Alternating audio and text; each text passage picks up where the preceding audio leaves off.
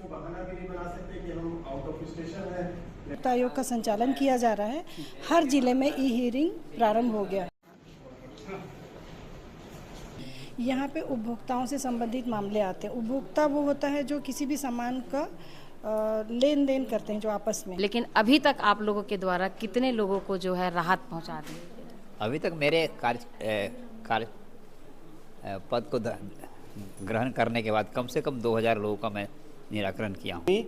जहाँ रहता है या जहाँ नौकरी करता है या जहाँ बिजनेस करता है, वहाँ के उपभोक्ता फोरम में, उपभोक्ता आयोग में अपना परिवाद किसी भी सेवा में कमी के संबंध में परिवाद पेश कर सकता है। नमस्कार, आप देख रहे हैं VLC न्यूज। इस वक्त हम दुर्ग के न्यायालय पे मौजूद है। आप देख सकते हैं यहाँ पर एक ई हियरिंग का शुभारंभ हुआ है, जहाँ पर उपभोक्ता जो कंज्यूमर है उनको जो है बहुत सारे फ़ायदे होने वाले हैं।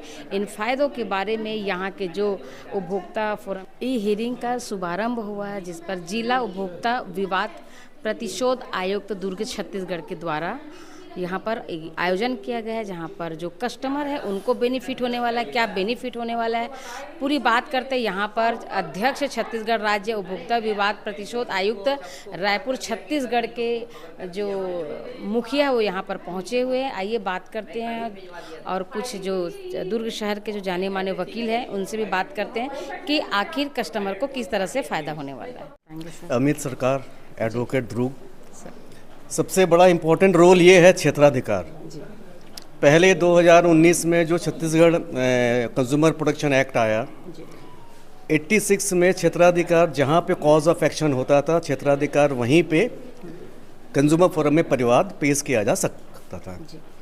लेकिन 2019 में क्षेत्राधिकार का जो परिसीमा है, इसकी परिभाषा चेंज हो गई है। अब आदमी जहाँ रहता है या जहाँ नौकरी करता है या जहाँ बिजनेस करता है, वहाँ के उपभोक्ता फोरम में, उपभोक्ता आयोग में अपना परिवाद किसी भी सेवा में कमी के संबंध में परिवाद पेश कर सकता है।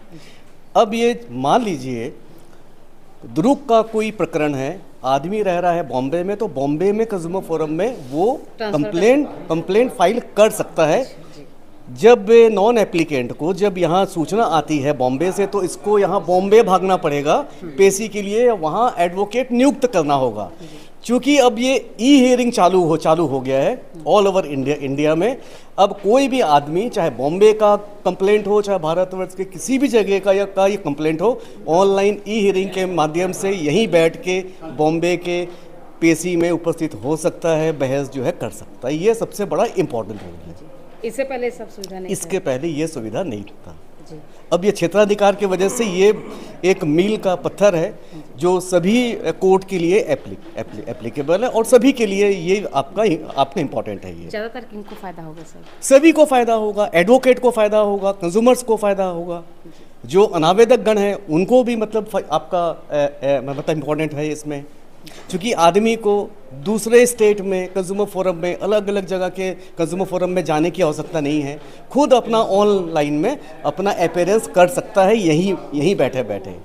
जैसे फॉर इंस्टेंस मान लिया जाए, यदि भिलाई दुर्ग का कोई आदमी प्रॉपर्टी लिया किसी बिल्डर के अगेंस्ट में, किसी बिल्डर के पास से कोई संपत्ति लिया, फ्लैट लिया, ज़मीन लिया, यदि कोई सेवा में कमी यदि होता है तो उसको ज़रूरी नहीं है कि वो दुर्ग के सीमा के अंदर ही दुर्ग कंज्यूमर फोरम में परिवाद पेश वो करे।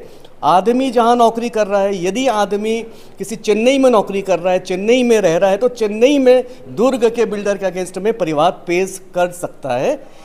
परिवाद वहाँ से पेश होने के बाद बिल्डर को, दुर्ग के बिल्डर को या भिलाई के बिल्डर को या जो भी सेवा प्रदाता है उसको व्यक्तिगत तौर पे उस फोरम में, उस आयोग में जाने की आवश्यकता नहीं है। ई हियरिंग के माध्यम से यहीं से बैठ के वहाँ ऑनलाइन अपना अपीयर हो सकता है और न्याय वही रहेगा। न्याय मिल सकता है, चाहे हमारे अगेंस्ट में या परिवादी के पक्ष में, जो भी है। ये इसका सबसे बड़ा इम्पोर्टेंट है। अब यहाँ कौन कौन मौजूद है सर?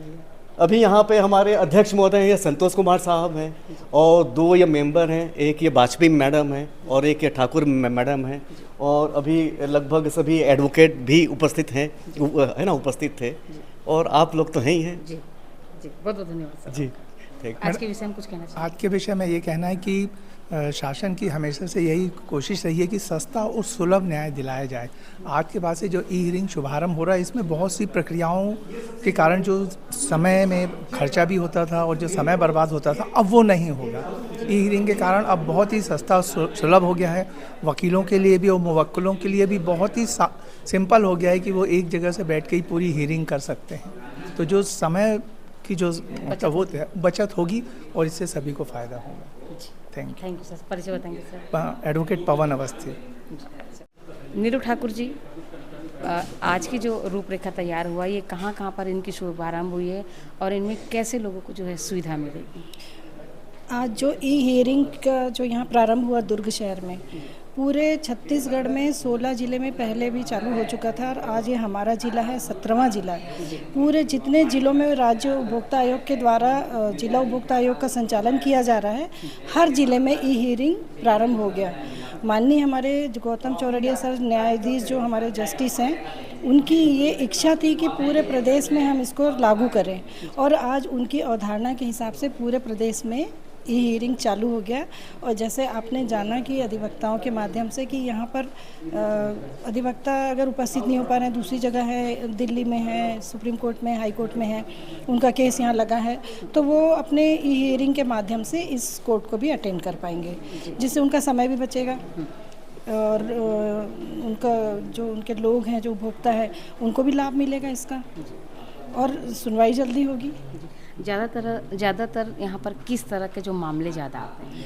यहाँ पे उपभोक्ताओं से संबंधित मामले आते हैं। उपभोक्ता वो होता है जो किसी भी सामान का लेन देन करते हैं, जो आपस में, जैसे हमने आपको पैसा दिया, आपसे कुछ सामान खरीदा, इवन मतलब बैंक में भी हम पैसा देते हैं, बैंक में हम उनके ग्राहक बनते हैं, तो वो भी हम उपभोक्ता की श्रेणी में आते हैं। बिल्डर से हम ज़मीन खरीदते हैं, मकान खरीदते हैं, वो भी हम उपभोक्ता की श्रेणी में आते हैं। तो इसमें जो भी उपभोक्ता जो भी लेन देन करता है, खरीदी बिक्री करता है, वो उपभोक्ता के उसमें आता है।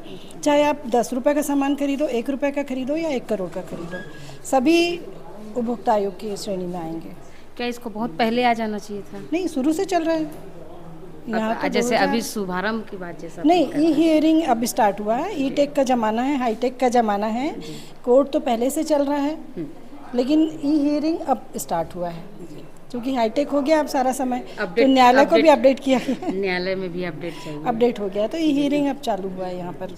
ज़्यादातर बेनिफिट जो है किस तरह से बेनिफिट आम जनता को मिलेगा? आम जनता को तो वही बताया ना मैंने कि समय बचेगा, आप नहीं आ पा रहे हो, आज शादी ब्याह है या घर में कुछ कार्यक्रम हो रहा है, आप नहीं उपस्थित हो पाए, आप लैपटॉप के माध्यम से ई हियरिंग में जुड़िए और अपना उपस्थिति लगा के अपनी सुनवाई कर सकते हैं।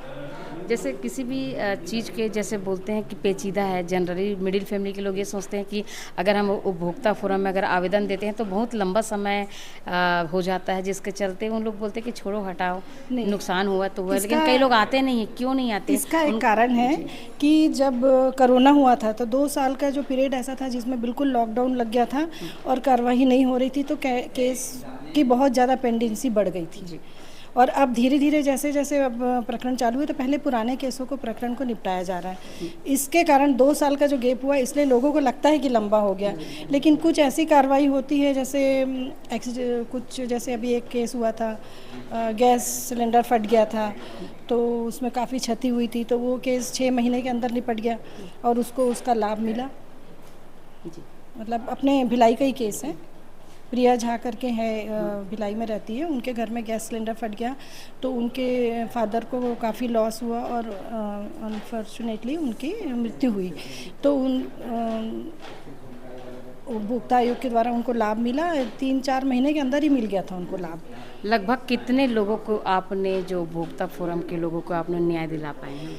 हमारे यहाँ तो बिल्कुल कोशिश रहती है कि महीने में जो पुराने प्रकरण हैं उनको निपटाने के लिए हमारे अध्यक्ष और हम सदस्य मिलकर सब कार्य कर रहे हैं कि ज़्यादा से ज़्यादा लोगों को लाभ मिले, और लगभग 1 महीने में हम लोगों के जो पुराने प्रकरण हैं उनको पहले निपटा रहे हैं।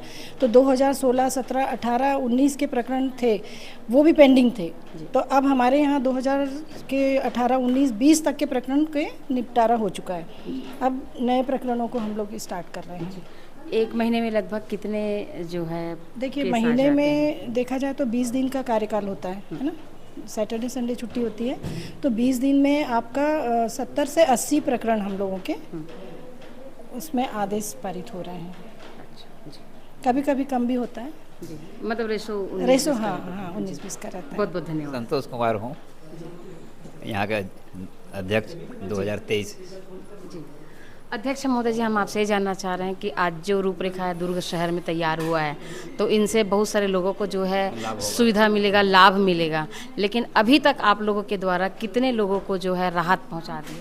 अभी तक मेरे कार्य पद को ग्रहण करने के बाद कम से कम 2000 लोगों का मैं निराकरण किया हूँ। जी, ज़्यादातर किस तरह से? मैक्सिमम के इंश्योरेंस के रहते हैं, हेल्थ इंश्योरेंस के रहते हैं, एक्सीडेंट में जो 12 रुपये और 330 रुपये वाला प्रधानमंत्री सुरक्षा बीमा योजना, प्रधानमंत्री जीवन बीमा योजना, इन लोगों का केस सबसे अधिक प्राथमिकता के आधार पर निराकरण करता हूँ।